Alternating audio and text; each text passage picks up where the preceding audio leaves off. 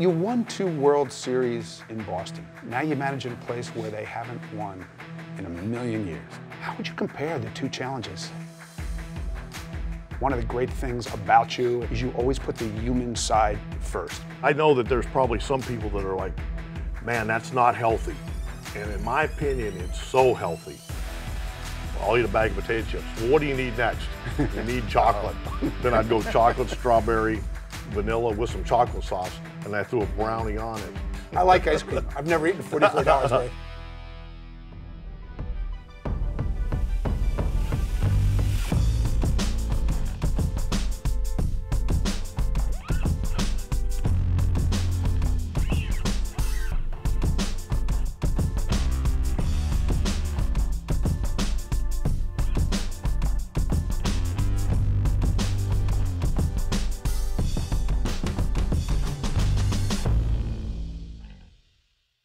My goodness.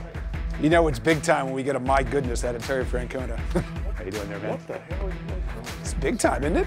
Hey, I know you've had quite a week, so I really appreciate it. Oh, that's okay. Where do you want me, Jayson? You can ask anything you want. I'm okay with it. Terry Francona, welcome to Baseball Stories. Thanks, Jayson. Kind of hard not to laugh there, man. You guys got the real setup here. We do, don't we? I know. Baseball's so often about fathers and sons. Yeah. You recently lost your dad, Tito Francona, a wonderful man, played 15 years in the big leagues, beloved by one and all. And let's start with this. How did your dad infuse a love of baseball in you? Well, I'm not sure quite how he did it, but that was you've been around me long enough to know how much I care about the game and how much, hopefully, I respect the game. And my dad is directly responsible for that. I mean, he never, ever told me how to hit, how to do this. He always knew that I was watching and that if I was good enough, I'd figure it out. When I was young, he'd be 3,000 miles away. We didn't have cell phones and stuff like that. He'd call home and he'd ask me, did I hustle? Did I behave myself? And at the end of the conversation, he'd flip it in there, how many hits you get?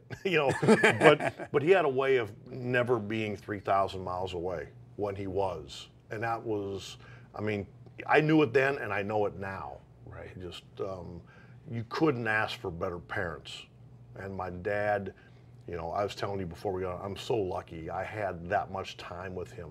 I never heard somebody say something bad about my dad, ever. I agree. And that's a pretty big compliment.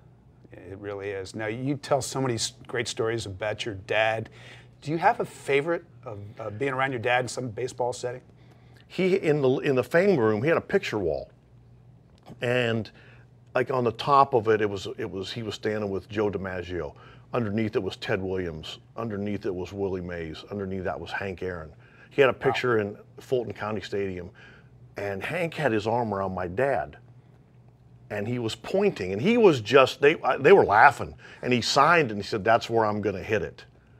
I mean, wow. I get chills thinking about it. Wow. But so, anyway, there was 40 or 50 pictures up, and I have those pictures at my house now. The memories behind those, I used to sit in a rocking chair when I was 10, 12 years old, and I'd sit and rock and look at that wall. And I was one of my favorite things of being in that room. Wow, that is It's pretty cool. I mean, I have so many that I love. I mean, like when your dad sent you over to meet Ted Williams. Yeah. I thought that was made cool. me. He was managing the Senators. He made me walk over and introduce myself. He didn't go with you. No. That was part of growing up, is being mature enough to introduce yourself. My dad knew that because he took me to the ballpark, probably his last 3 years. So I was 9, 10, 11, 12 years old. And my penalty, if I didn't behave myself, was not to go to the ballpark. And it happened once in 4 years. Really? That's how much I like going to the ballpark. And things were a little different then. They didn't have access to, so when he went on the field at, say, 2 o'clock, I had to kind of fend for myself. And he'd give me $1 every day, and I had to figure out what to do with it. Like in Atlanta, $1 would get you 75 cents with a Chick-fil-A sandwich, but then you had to do without something to drink because it didn't match up. But and I remember driving home every night. It'd be 11:30 at night. My dad always drove home with a guy named Claude Ramon. He was one of the relievers. Yeah. I think I was the only 11-year-old that knew you pitched up and in, down and away. And I listened. My dad knew I was listening. You could tell because You would spit this stuff back I couldn't get enough. I couldn't get enough. Yeah, that's great. I remember hearing this. We were telling a story a couple winters ago. He had taken me on a road trip his last year. Dave Bristol was a manager. And again, this is before you're supposed to do stuff like that. 10-day road trip. My mom got me a sport coat, cut my hair. When I left on that road trip and when I came back, it looked like I had been gone 2 years. But, kids weren't allowed on the field then.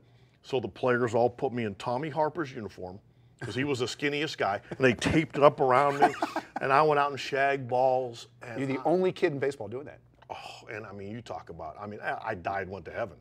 And sitting on the bus, remember I was with my dad and we're in the middle of the bus and the players were in the back. Typical, some cursing and some things. No. And years later, this is like 5 years ago, my dad was telling the story and he was so proud of himself. He's like, yeah, he goes, those guys were in the back and he goes, I kept your attention. I said, Dad, I heard every single word they said. He's like, you're kidding me. I said, no, I heard everything. I didn't care what you were saying. I was hearing what they were listening to. I bet he knew you did. I don't think so. Oh, really? I think he actually was so proud of himself. All the things we're talking about. I just know how lucky I was. This is going to be a tough play. Bryant, the Cubs with the World Series. Bryant makes the play. It's over. The last couple of seasons, you've had tough endings around here. And when you're the manager, you don't have to just process that for you. You have to help other people get through it. So how did you get through that, and how did you help other people? That's interesting you say that, because one of the real interesting things about emotions is you don't know what they're going to be like. You can't forecast that. When we lost in Game 7 to the Cubs, you have to talk to the team first. And then, you do the media. And what I found was that pride really won out over the disappointment because guys had reached so far. We were so beat up, and I was so proud of them. Last year, the New York Yankees have survived. It was hard for me to talk to the guys. I was so disappointed that it was really tough for me. And I told them that this spring. I said, from the last out against the Yankees to now, I've been trying to figure out how to talk to you guys this spring because I was so broken up, and it took me so long to try to process it because it hurt so bad. You connect with people, and you do some things different. You play cards with your players. What do you learn about them? What do they learn about you? Because I know that there's probably some people that are like, man, that's not healthy.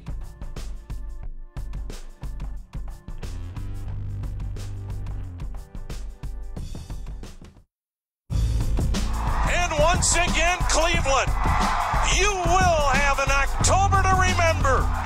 American League Central Division champs.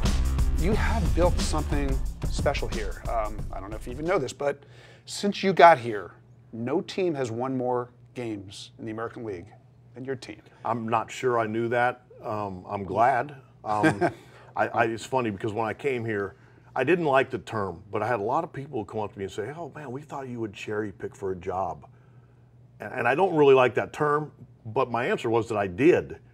When Chris called me, this is where I wanted to be, just because I knew the people I'd be with. And that was really important to me. And I think I've become a better person being around Chris, Cherney, all his guys, Paul Dolan. I think they've made me a better person, and I think they've made me a better manager. And I'm grateful for that. Mm-hmm. Well, you're talking about great people. Talking about Chris Antonetti, your boss. He says all the time that you changed everything around here.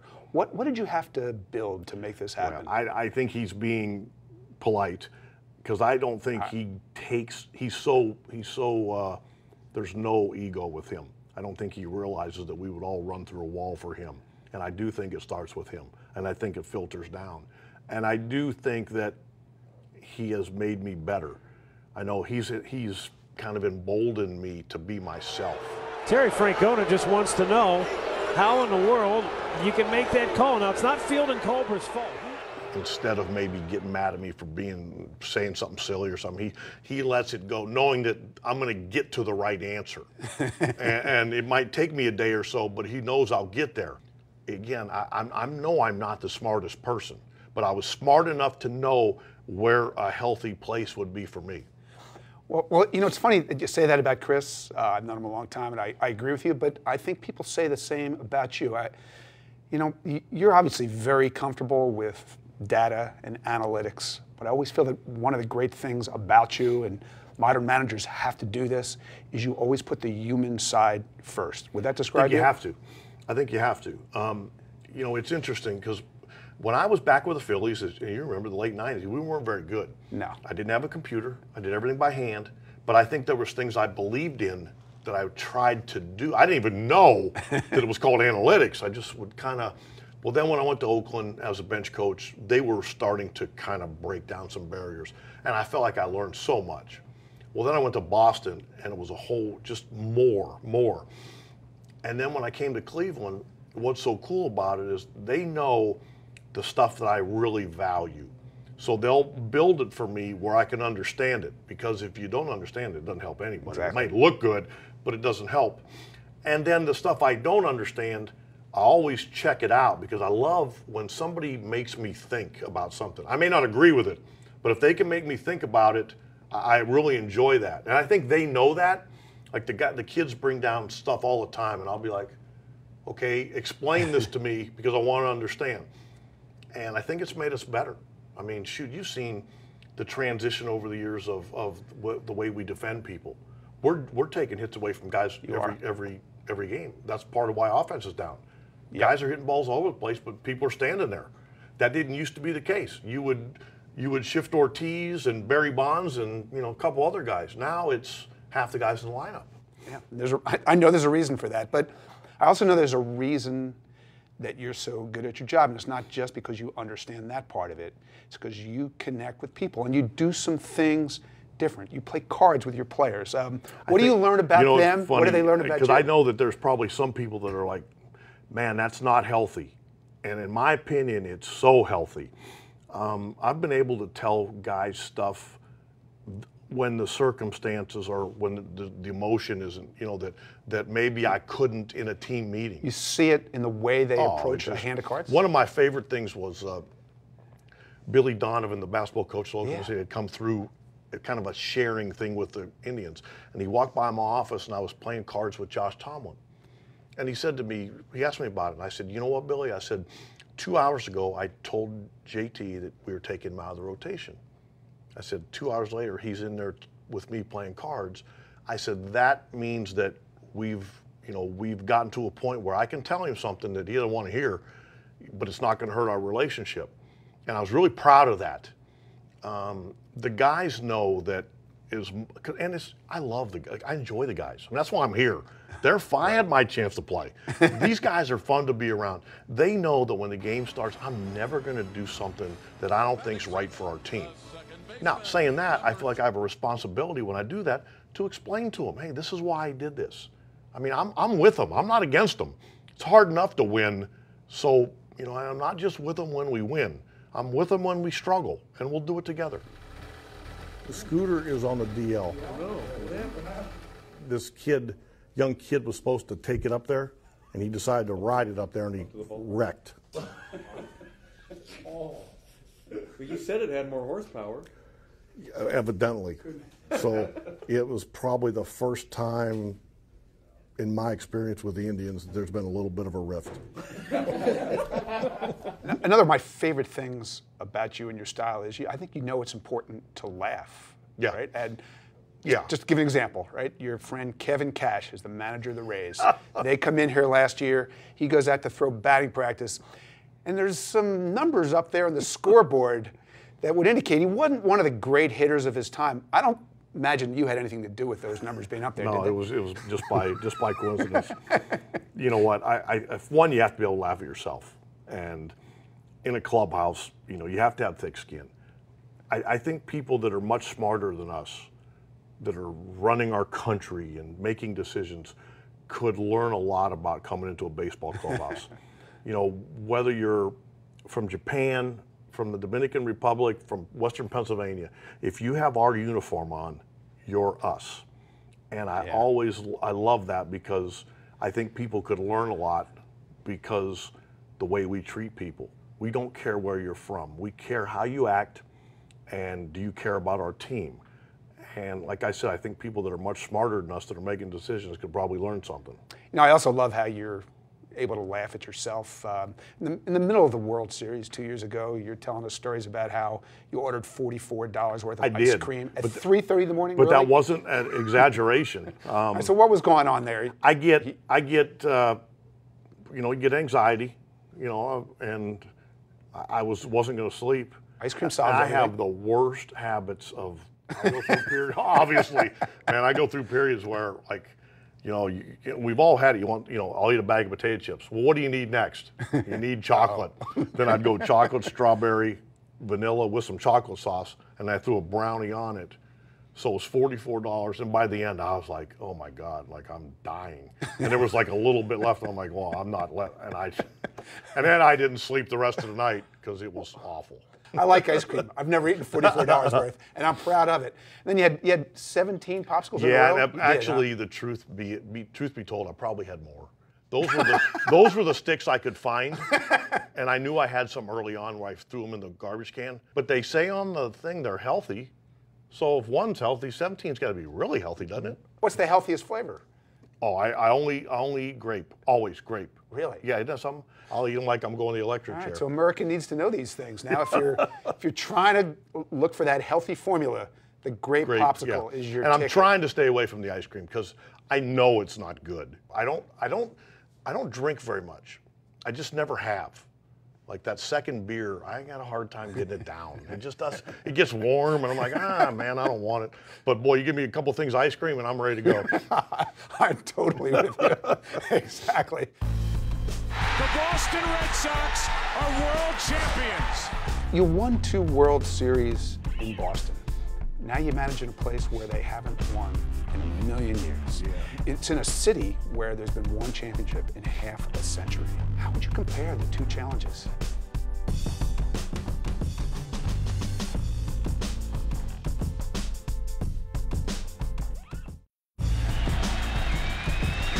Back to full.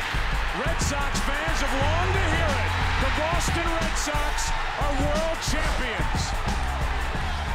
You won 2 World Series in Boston. Now you manage in a place where they haven't won in a million years. Yeah. And it's in a city where there's been one championship in half a century. How would you compare the 2 challenges? Well, you know what? I mean, and I'm aware of that, but it can't have anything to do with how we play the game. You know, I teasingly told people when they've asked me, it's not my fault my dad couldn't get it done. You know, it's hard enough to win, let alone trying to do something for some other people. I do know when we accomplish it, it'll be so special for so many people. I mean, when the Cavs won and they had their parade, I went and stood on top of in the upper deck. So I got to watch them assemble, and then I watched them go around Ontario to 9th, and it was so cool. The way the fans, they were coming across the bridge, and I think they expected 600,000, and I think they had like 1.6 million. And to see them coming across the bridge, and then to see how the Cavs respond, it was really cool. And I have no doubt when we can get to that point, it will be so special for so many people. Yeah, I mean, just went through it in my town, Philadelphia, when the Eagles Yes. won the Super Bowl for the Yes. first time ever, and talk about this all the time. See, when something like that happens, it's not a sporting event. It's a life-changing event. I agree. I agree. A town like Philadelphia, to have that parade and those people can celebrate, it's the weirdest thing. It's so hard to explain. Sports isn't life or death, but my goodness, can people walk around with your chest out a little bit when their team's playing well or their team's won, and it's probably the most important, unimportant thing there is. And it's just hard to explain, but people get wrapped up in it. I'm a University of Arizona basketball fan. You can't help but what you like. I love them. I live and die with them. I've yelled at Lute Olson. He's a Hall of Fame basketball coach, but I'm a fan. So I understand. I get why people yell at me. They're a fan. They're there for that game that night. They don't care about tomorrow. They don't need to worry about tomorrow's bullpen. They want to win tonight. Yeah, and I just remember how much fun it was to walk around Cleveland during that World Series. It was pretty cool, wasn't it? Yeah, I mean, I know you were riding your scooter. You weren't walking around, but I'm sure people talked to you, reached out to you? You know, believe me, I would. In other cities, I wouldn't do what I do. You know, I got that little moped that I rode right around the policeman, or I come out of the ballpark and they're high-fiving. You know, I mean, I know people downtown. Shoot, it's, you know, I love that about Cleveland. You know, I don't think you could do that in Boston unless you've won 10 in a row. But I love that part of it. I can go to the casino, I can go down to the deli, and I see the same people all the time, and it's hello. It's not yelling at me, or, you know, I really appreciate that. Yeah, well, I mean, we both know how epic it was to break that curse in Boston. But if you were to win the World Series in Cleveland, could it possibly top that? You know, I've been asked, you know, to rate which one was more important, or how can you? You know, when you're able to say at the end of the year you've accomplished, you know, you can say you're the best. It's different for everything. That 04 team, they were a bunch of carefree, you know, probably the only team that could have ever done what they did. Then the 07 team was a lot quieter. Game over, series over, and the Red Sox are world champs again. But they were true to themselves, and that was what was important. So, you know, I actually think the 08 team was our best team, but Tampa beat us. So it just, you know, you give yourself a chance, and hopefully if you give yourself a chance enough, you can break through. Right. I mean, just imagine snapping 170 years worth of curses. If you do, who would you like to chisel your sculpture outside the stadium? See, I never ever have thought one thing about that. We were talking earlier, I know I'm not the smartest person in the room, but I'm smart enough to know to enjoy the journey. Like going through the World Series, I had a ball. I didn't know how it was going to end. But I'll be damned if I'm going to wait till it's over and then see if we won or lost and go, oh man, I really had fun. No, it's so hard to get there. I had a ball. And I wanted our players to enjoy and embrace the competition, not run away from it, or, you know, because it's hard. I mean, we found out it's hard to be the last team standing. Yeah. And, you know, again, we're going to do it again this year and see if we can get to the last out. I think the formula is you got to be good, you got to get a little lucky, and then you got to be good enough to take advantage of that luck. If you look at every team that's won, there seems like there's something that's happened along the way. It never fails, but then you better still be pretty good. No doubt about it. Well, I don't know if they'll be sculpting your statue outside the ballpark in Cleveland. Big nose, wouldn't it? Well, they will be chiseling your Hall of Fame flag, I can guarantee you that. Terry Francona. Jayson, thanks so much. That was fun. Thank you.